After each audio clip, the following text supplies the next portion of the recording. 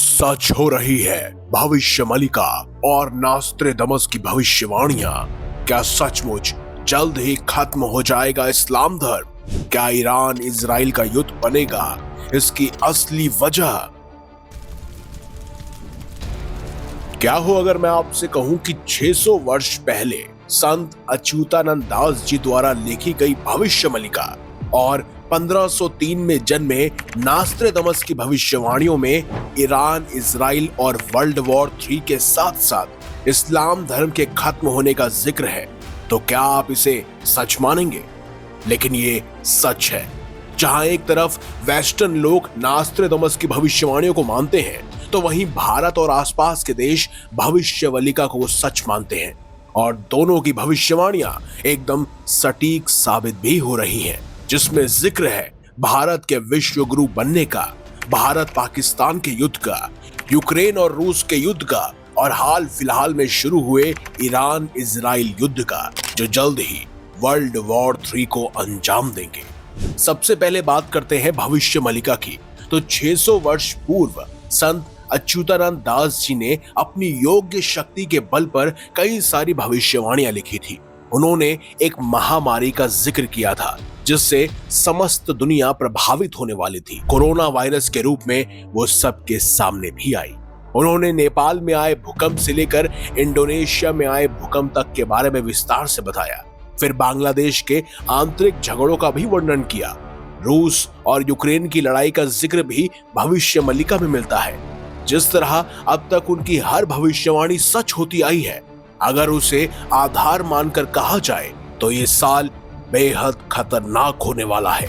भविष्य मलिका ग्रंथ में आंतरिक बवाल से लेकर अखंड भारत तक की कुछ ऐसी खतरनाक भविष्यवाणियां लिखी हैं जो आपकी रूह कपा सकती है। रूस यूक्रेन की लड़ाई के साथ साथ उन्होंने भारत पाकिस्तान युद्ध का जिक्र भी किया, जो कि सच साबित हुआ। इसमें वर्णन है कि दुनिया प्राकृतिक आपदाएं, तबाही, आंतरिक तनाव और बड़ी बड़ी घटनाओं को अंजाम दे रही होगी। वहीं शनि कुंभ राशि में प्रवेश होते ही वर्ल्ड वॉर 3 की शुरुआत हो जाएगी और यह विश्व युद्ध यानी वर्ल्ड वॉर 6 साल 6 महीने तक चलेगा।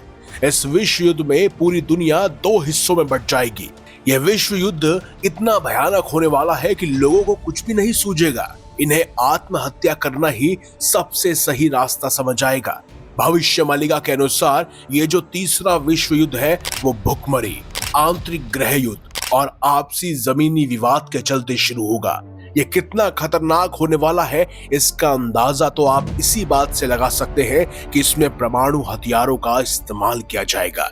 इसके साथ ही भविष्य मलिका में इस्लाम के खत्म होने का भी जिक्र किया गया है, जिसके अनुसार इजराइल ईरान पर हमला करेगा और भविष्यवाणी के अनुसार ऐसा हुआ भी है। आगे भविष्य मलिका में वर्णन है कि ईरान का साथ देने बाकी के मुस्लिम देश भी आगे आएंगे।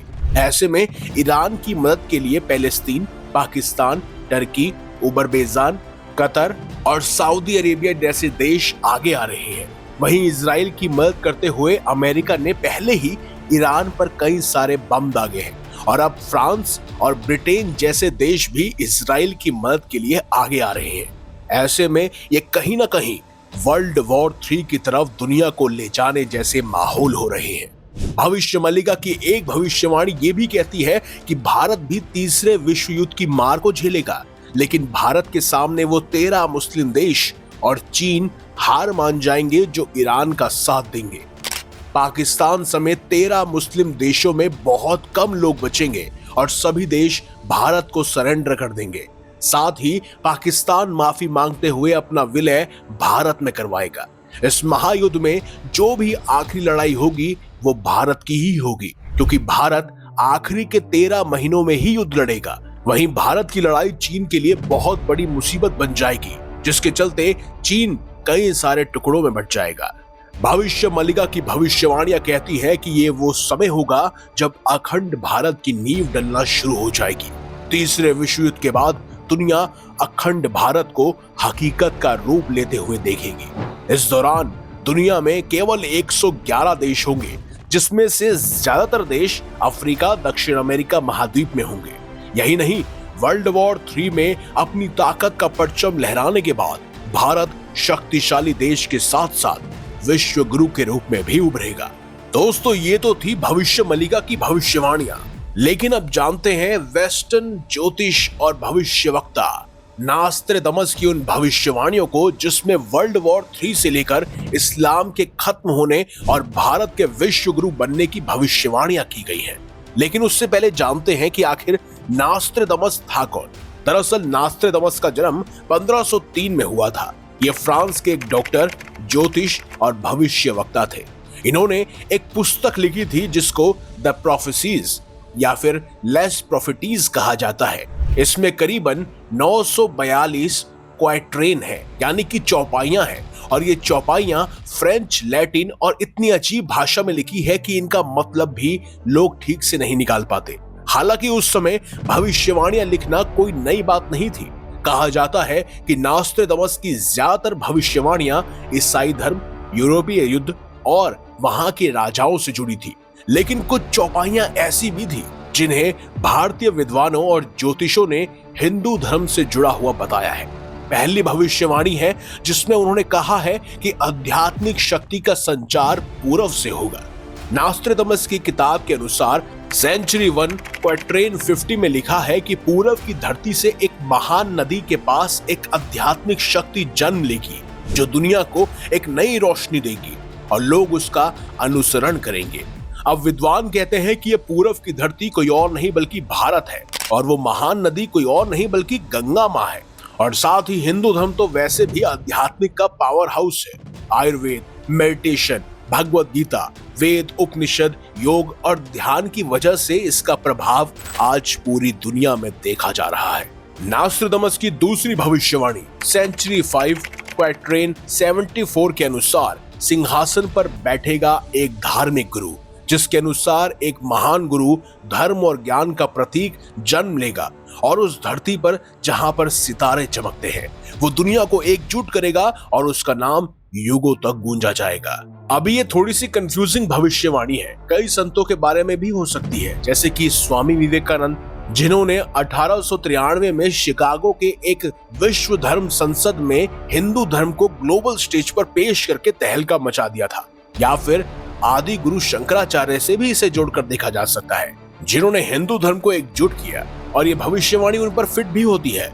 वहीं नास्ट्रेडमस की तीसरी भविष्यवाणी सेंचुरी 2 क्वाट्रेन 41 में कल्कि अवतार का जिक्र मिलता है, जिसके अनुसार एक महान योद्धा और आध्यात्मिक लीडर अंधेरे के युग में प्रकट होगा और दुनिया को शुद्ध करेगा और एक नया युग शुरू होगा। इसके अलावा एक और भविष्यवाणी है सेंचुरी 10 क्वाट्रेन 75, जो कि प्रधानमंत्री नरेंद्र मोदी से सीधा जोड़ दी जाती है। वो है कि पूरब का राजा दुनिया को हिलाएगा। वो एक शक्तिशाली राजा होगा जो दुनिया की सत्ता को चुनौती देगा। वो एक नया युग शुरू करेगा। उसका नाम इतिहास में अमर हो जाएगा।